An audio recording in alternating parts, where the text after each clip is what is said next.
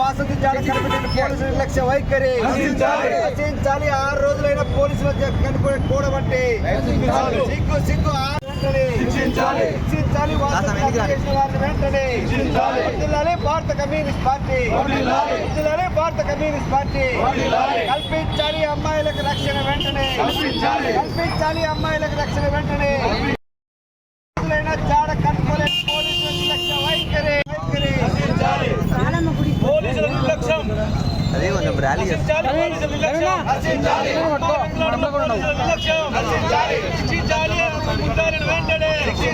అత్యాచారం వెంటనే వారిని వెంటనే శిక్షించాలి.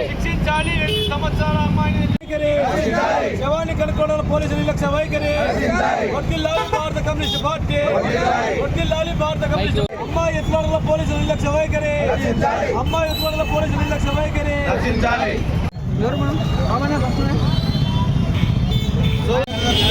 పోలీసు వ్యవస్థకే సిగ్గుచేటైన విషయం.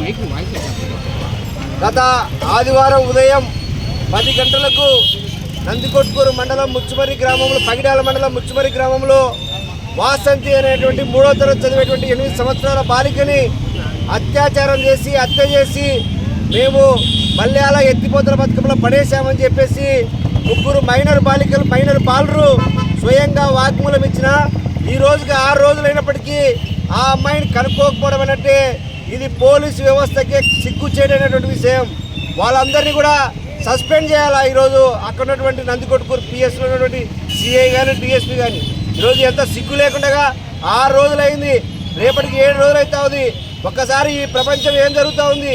ఆ గ్రామంలో మైనర్ 9వ తరగతి 10వ తరగతి 6వ తరగతి చదివేటువంటి విద్యార్థులు 3 ఒక చిన్న బాలికని బండి పైన ఎక్కించుకొని పోయి అత్యాచారం చేసామని ఒప్పుకున్నప్పటికీ ఆ అమ్మాయి శవాన్ని ఇంతవరకు జాడ చూపెట్టకపోవడం అంటే పోలీసుల నిర్లక్ష్యానికి నిదర్శనం.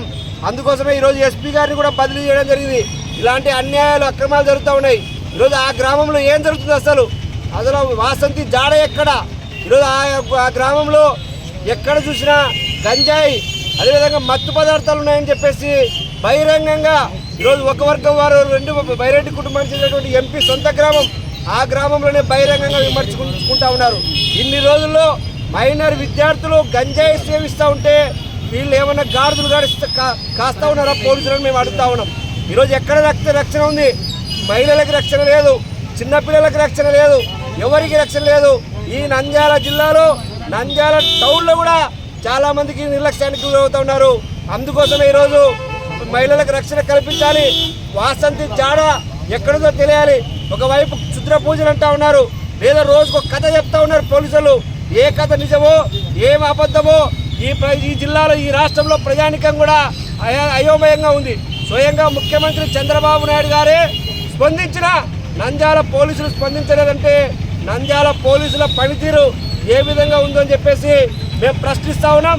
కాబట్టి వెంటనే చేయకపోతే అవసరమైతే చలో ముచ్చుమర్రి కార్యక్రమాన్ని కూడా మేము విద్యార్థి యువజన సంఘాలుగా, ప్రజా సంఘాలుగా, కమ్యూనిస్ట్ పార్టీగా తీసుకుంటామని చెప్పేసి హెచ్చరిస్తా ఉన్నాం. ఇప్పుడు